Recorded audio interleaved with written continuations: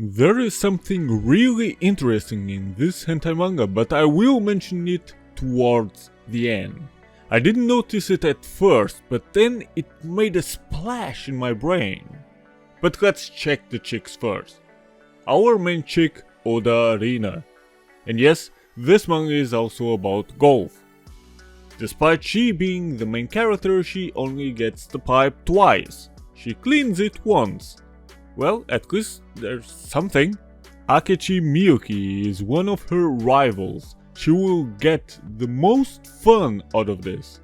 Mainly because she's, forced to. Uesugi Keiko is probably the most experienced golfer out of all of them, and she certainly has a lot of experience with balls. That I can tell you. Hojo Reika is the next one, but we won't see much of her, so, who cares?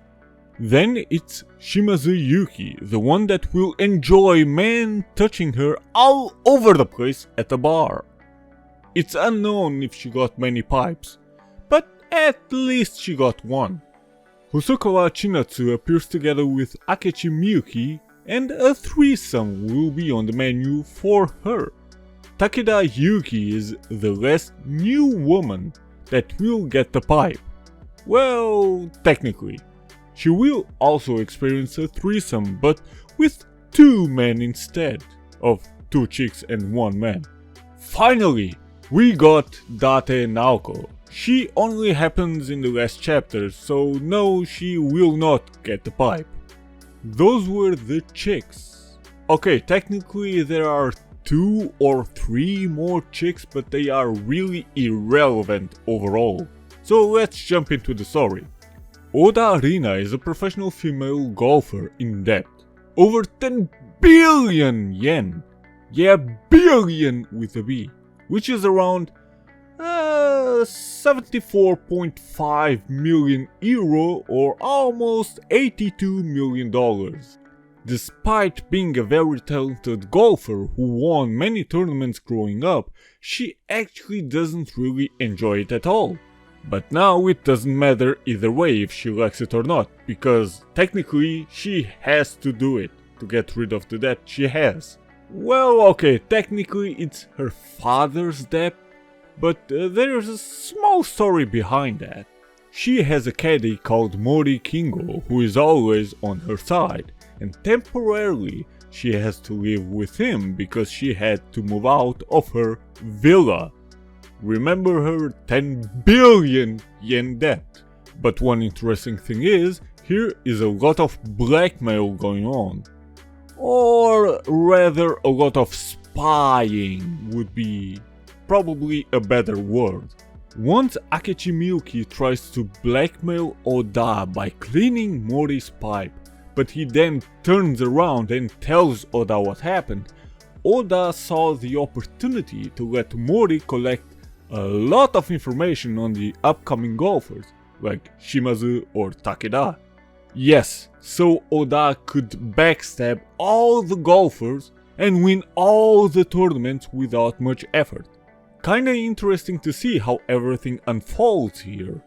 But seriously, none of these chicks have a clean record at all. By that I mean that all of them have something really shady going on behind the scenes. Just to give an example, Takeda Yuki, despite her having a loving husband at home, who is her caddy by the way, and living the good life, she still cheats on him. Once Mori goes to Takeda's house to collect information so Oda could use it later on in a match against her, there is another professional golfer in the house as well, the one she regularly cheats her husband with. But this time Mori enters the fun. And then later he backstabs her by telling Oda what happened. Well, obviously. But ultimately, what does that do? Well, Takeda loses all concentration during the match and Oda wins it by a long shot. Examples like that are all over this manga, and that actually makes everything rather interesting. Uesugi Keiko is probably the only one that doesn't blackmail anybody or anything of the sort, but still cheats on her husband. Now everything ends when Date Naoko enters the scene and is Oda's new final enemy. And seeing how the manga went up until that point, I bet you anything that Oda would send Mori to spy on Date so she could win the tournament. There is an extra chapter that is exactly that. Just an extra chapter with a few pages of fun with chicks that, well, they don't matter. Now let's talk about one thing that annoyed the shit out of me. Censorship. I don't understand what's the point of it, but I especially don't understand when literally everything is covered up. Outside of nipples, and you will see a lot of those, everything else has some kind of white paint all over it. Man, that made me almost rage quit this manga. But I didn't because I actually liked the premise. Infusing hentai with sports? Oh well, let's go! But okay, taking the heavy censorship out of it, the sex itself was fairly nice. No toys and no crazy shit, just the pipes, many legs opening for business and a few different locations. Some of those locations were public ones, like at a bar or outside behind a tree. All the chicks have big breasts, so if you prefer smaller ones or even lolly stuff, then this manga is not for you. But hey, most of them look quite good and fairly mature. Oda is one of those chicks that can be carefree, but still literally kick your ass if necessary. So no, she does not take much shit, in contrast to Mori Kingo that cries about everything. Well, almost. As you can see, Ozaki Akira's drawing style isn't everybody's cup of tea. It's not necessarily mine either, but I don't think it's bad, it's just a bit weird. But then again, I guess it's just his style, trying to make characters look a bit more realistic, and that's actually fine. Now, let's look at the names again, because this is actually important. I will repeat all the names.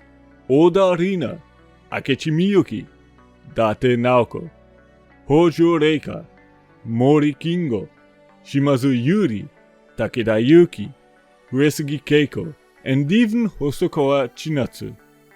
Notice something? The importance of the names only occurred to me when Uesugi Keiko entered the scene.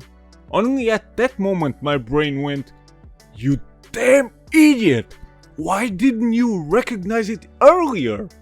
Once I realized the names they used, I was wondering if somebody called Yukimura, Magoichi, Maeda, or even Oichi would enter the scene as well. So you still have no idea what I'm talking about by mentioning those names?